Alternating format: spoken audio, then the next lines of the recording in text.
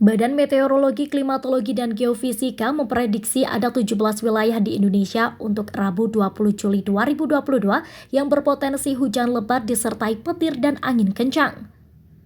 BMKG juga memberikan peta sebaran gambaran potensi gelombang tinggi untuk beberapa perairan di Indonesia. Wilayah yang berpotensi hujan lebat disertai kilat atau petir dan angin kencang meliputi Bengkulu, Sumatera Selatan, Lampung, Banten, Jawa Barat, Kalimantan Barat, Kalimantan Tengah, Kalimantan Utara, Kalimantan Timur, Kalimantan Selatan, Gorontalo, Sulawesi Tengah, Sulawesi Barat, Sulawesi Tenggara, Maluku, Papua Barat, dan Papua.